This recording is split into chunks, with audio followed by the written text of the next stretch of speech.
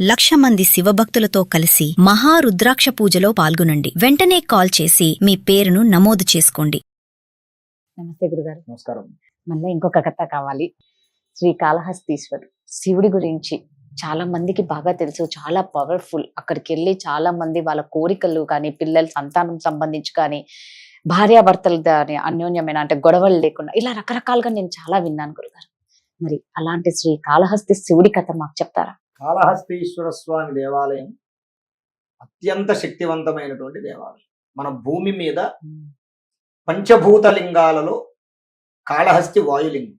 భగవంతుడున్నాడా, భగవంతుడి యొక్క మహత్యం తెలుసుకోవాలి అంటే పంచభూత లింగాల దర్శనం చేస్తే వాళ్ళకి తెలిసిపోతుంది భగవంతుడు ఉన్నాడా.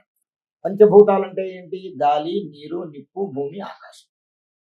ఈ ఐదుటి స్వరూపంగాను ఈ ఐదిట్లోనూ ఉన్నది అంతటా పరమేశ్వరుడే నిండి ఉన్నాడన్న తత్వాన్ని తెలియజేయడం కోసం ఈ పంచభూతలింగాల స్వరూపంలో స్వామివారు ఆవిర్భవించారు.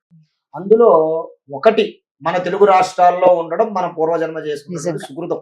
ఇంకా గొప్ప విషయం ఏంటయ్యా అంటే తమిళనాడు నుంచి మన రాష్ట్రం విడిపోయినప్పుడు తిరుపతిని కాళహస్తిని మన దాంట్లో కలిపిన వాడికి ఒక నమస్కారం చేయాలి. అవతల వైపు వదిలేయకుండా, అవి మాకు వదిలేయకుండా, అంటే నాకు తెలిసి చెన్నై మీకు ఇచ్చేస్తాము, తిరుపతి కాళహస్తి మాకు ఇచ్చేమని అడిగారట అప్పట్లో. చెన్నై మీకు ఇచ్చేస్తాము, తిరుపతి కాళహస్తి ఈ బెల్ట్ మేము తీసుకుంటాము, చిత్తూరు ఇటు, చెన్నై నుంచి అది మీరు తీసుకోండి, నెల్లూరు చెన్నై అది మీరు తీసుకోండి అని అడిగారట. అడిగినా కూడా ఒప్పుకోలేదు. అలా ఒప్పుకోకుండా ఉన్న కారణంగా ఆ రెండు పుణ్యక్షేత్రాలు మన అదృష్టం మన తెలుగు రాష్ట్రాల్లో ఉండడం మనం చేసుకున్న పూర్వజన్మ సుకృతం మొట్టమొదటిగా. ఇంకోటి ఏంటయ్యా అంటే ఈ కాళహస్తి, స్త్రీ అంటే సాలిపురుగు, కాళ అంటే సర్పం, హస్తి అంటే ఈ మూడు ప్రాణులకి కూడా మోక్షాన్ని కలిగించినటువంటి ప్రదేశం కాబట్టి శ్రీకాళహస్తి. ఆ పరమేశ్వరుడికి శ్రీకాళహస్తీశ్వర స్వామి అనేటటువంటి పేరు.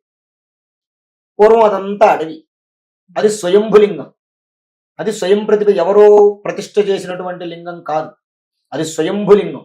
ఇప్పటికీ కూడా ఆ శివలింగాన్ని అందరు అయ్యగారులు కూడా ముట్టుకోరు. ఒకళ్ళో ఇద్దరో ప్రధాన అర్చకులు ముట్టుకుంటారు అంతే తప్ప ఎవరు పడితే వాళ్ళు ముట్టుకోరు. అంత శక్తివంతమైనటువంటి శివలింగం. అయితే అంత అడవి ప్రాంతం, స్వర్ణముఖి నది అక్కడ ఉంటుంది, మొత్తం అంతా అడవి ప్రాంతం. ఈ అడవి ప్రాంతంలో పూర్వజన్మ అతి భక్తిగా ఉండే కొంతమంది మహర్షులు కానివ్వండి, కొంతమంది ఆధ్యాత్మికులు, సాధుపుంగవులు, వాళ్ళు ఏం చేస్తారయ్యా అంటే ఈ అరిషడ్ వర్గముల ప్రభావం, జిహ్వ చాపల్యం, ఆ చాపల్యాన్ని చంపుకోలేక భక్తి, అత్యంత భక్తి ఉండి ఆధ్యాత్మిక చింతనలో ఉన్నటువంటి వాడు తెలుసో తెలియకో అరిషడ్ వర్గాలు కామ, క్రోధ, లోభ, మోహ, మదమాత్సర్యాలకి లోనయ్యి చిన్న చిన్న పొరపాట్లు ఇస్తూ ఉంటారు. ఆ పొరపాట్ల వల్ల ఏమవుతుందయ్యా అంటే నెక్స్ట్ జన్మలో జంతువులాగా పుడతాడు. మనిషి రూపంలో ఉన్నవాడు నెక్స్ట్ జన్మలో జంతువులాగా పుడతాడు.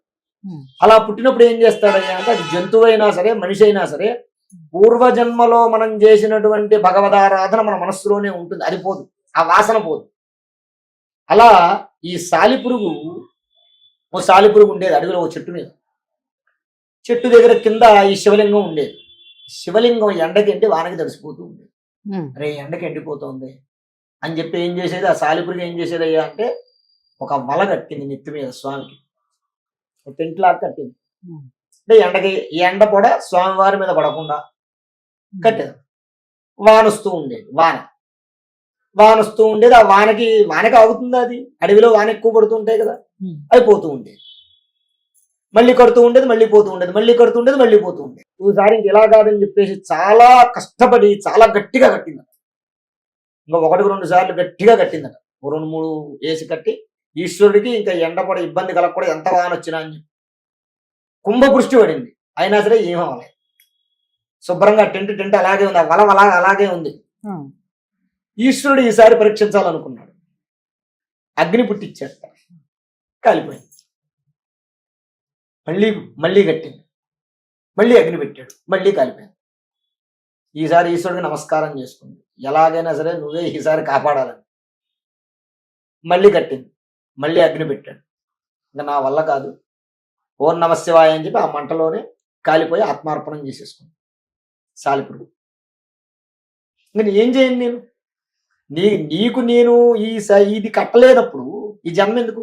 నీ సేవ చేసుకోనప్పుడు నేను ఇది కట్టలేనప్పుడు ఈ జన్మ ఎందుకు? అందుకని చెప్పి ఈశ్వరుడు ప్రయోగించినటువంటి ఆ నెట్టు సాలిపురుగు యొక్క వల ఏదైతే ఉందో ఆ వలకు మంట అంటుకుంటుందో ఆ మంటలోనే దూకి ఆత్మార్పణం చేసేసుకుంది.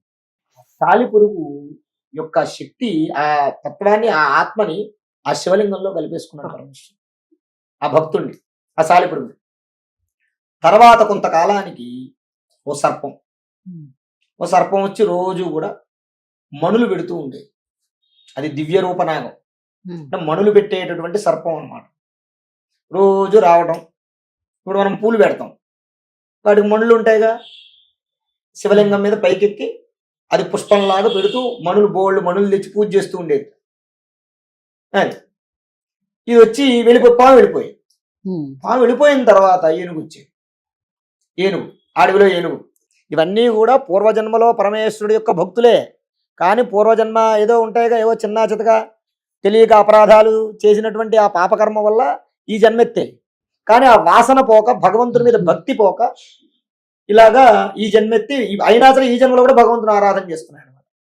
ఏనుగు ఏం చేసేది, రోజు తన తొండంతో నీళ్లు తీసుకొచ్చి పక్కనే స్వర్ణముఖి నదిలో నీళ్లు తీసుకొచ్చి దాని మీద పోసి శుభ్రం చేసి మణులన్నీ కిందకి గెంటేసేది. నీళ్లు పోసి ఆ పక్కన ఉన్న మారేడు దళాలు పూలు దింపుకొచ్చి నెత్తి మీద పెట్టేది ఏనుగు. ఇలా జరుగుతూ ఉన్నప్పుడు కొంతకాలం ఈ పాము కోపం వచ్చింది. నేను మణులు పెడితే ఇంత విలువైన మణులు తీసి పక్కకు గెంటేసి ఈ పిచ్చి పిచ్చి పూలు మారేడు దళాలు పెడుతుంది, ఎవరు పెడుతున్నారని ఆరాధించి ఓ రోజు పక్కన నుంచి వస్తుంది, ఏనుగు వచ్చి పూజ చేస్తుంది. మళ్ళీ అలాగే మర్నాడు మళ్ళీ చేసింది, అలాగే రోజు గెంటేస్తాం. ఇంక ఎలా కాదు అని చెప్పి ఏం చేసింది, శివలింగం కింద దాక్కుంది పాము. ఈ కరెక్ట్ గా ఈ పాము వచ్చి ఈ ఏనుగు వచ్చి నీళ్లు పోసి శివలింగం మీద తొండం పెట్టి ప్రార్థన చేసి అది పూజ చేసుకునే లోపు ఏం చేసింది, లింగం నుంచి పాకేసి ఏనుగు తొండంలోంచి లోపలికి వెళ్ళిపోయింది, కుంభస్థానంలోకి వెళ్ళిపోయింది. ఏనుగుకి విపరీతమైన బాధ కలిగింది. దానికి అర్థమైంది, ఏదో నా ముక్కులో దూరింది, నాకు ఇబ్బంది అవుతుందని చెప్పేసేసి ఏనుగు ఏం చేసిందట, ఆ బాధ తట్టుకోలేక అక్కడ ఉన్నటువంటి ఒక కొండ, ఆ కొండకి తన తలను కుంభస్థలాన్ని కొట్టింది. కుంభస్థలం బదిలిపోతే ఏనుగు బ్రతకడం. పరమేశ్వర అంటూ కుంభస్థలాన్ని కొట్టింది. ఈ పాము ముక్కులోంచి నోట్లో లోపలికి వెళ్ళిపోయి అది కుంభస్థలంలోకి వెళ్ళిపోయింది. ఇది ఎప్పుడైతే కొండని ఢీకొనడం వల్ల ఏమైందయ్యా అంటే లోపల అది చిట్లిపోయింది, ఇది చచ్చిపోయింది, రెండు చచ్చిపోయాయి. రెండు పరమేశ్వరుడి మీద భక్తితోటి, పరమేశ్వరుడు పూజ చేయాలన్న ప్రేమతోటే భక్తితోటే చనిపోయాయి. ఆ ఇద్దరిని కూడా దాంట్లో కలిపేసుకున్నాడు స్వామి. అలా ఆ మూడు ప్రాణుల యొక్క ఆత్మశక్తిని, వాటి యొక్క భక్తి శక్తి రెండింటినీ కూడా తనలో కలుపుకున్నటువంటి ఈశ్వరుడి యొక్క లింగం ఆవిర్భవించి ఉన్నటువంటి క్షేత్రం కాబట్టి దానికి కాళహస్తీశ్వర స్వామి అని పేరు.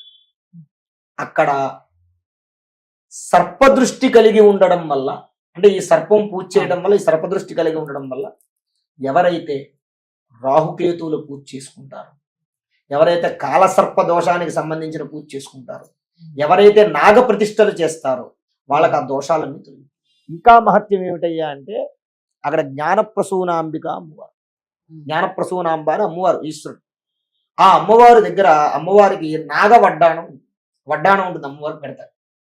ఆ నాగవడ్డాణాన్ని చూస్తే చాలు, నువ్వు కాళహస్తి పూజలో పాల్గొనాల్సిన అవసరం లేదు, చూస్తే చాలు ఆ దోషం. అంత శక్తివంతమైనటువంటి క్షేత్రం. అలాగే భక్త కన్నప్ప గురించి మనకు తెలుసు, ఆయన కళ్ళను సమర్పించి ఈశ్వరుడి యొక్క సాక్షాత్కారాన్ని పొందినటువంటి మహానుభావుడు ఆయన. ఇలా ఆ క్షేత్రంలో తన యొక్క భక్తుల్ని రక్షించి తనని ఆరాధించినటువంటి భక్తుల్ని తనలోనే ఐక్యం చేసుకునేటటువంటి పరమేశ్వరుడు కాబట్టి అంతటి మహత్యము, అంతటి శక్తి కలిగినటువంటి క్షేత్రం కాళహస్తీశ్వర క్షేత్రం. అందుకే కాలసర్ప దోషాలు ఉన్న వాళ్ళందరూ వెళ్తారు కదా. దీని వల్ల ఇక పెళ్లిళ్ళు కాకుండా వెళ్ళి చక్కగా చేసుకుని వస్తే స్వామివారి యొక్క అనుగ్రహం వల్ల తప్పనిసరిగా ఆ కాలసర్ప దోషాలు తొలగిపోయి వారికి వారు అనుకున్నటువంటి పనులు, వివాహం, ఉద్యోగం, అలాగే సంతానం అన్నింటిలోనూ శుభంగా చక్కగా చెప్తారు గురుగారు. ధన్యవాదాలు. శ్రీ మహాగణాధిపతయే నమః. ఆరోగ్యము, ఐశ్వర్యము, ఆనందము, ఆర్థిక లాభం ఇవన్నీ కలగాలంటే ఆగస్టు 11వ తారీఖు మంగళవారం రోజున మేము నిర్వహించేటటువంటి 1,00,000 రుద్రాక్షల పూజలో పాల్గొనండి. పరమేశ్వరుడి యొక్క అనుగ్రహం వల్ల సర్వ విధములైనటువంటి కష్టాలు నివారణమై ఐశ్వర్యాలు కలుగుతాయి. 1,00,000 రుద్రాక్ష పూజలో పాల్గొనేటటువంటి వారు స్క్రీన్ మీద స్క్రోల్ అవుతున్నటువంటి నంబర్లకు కాల్ చేసి రిజిస్ట్రేషన్ చేసుకోగలరు.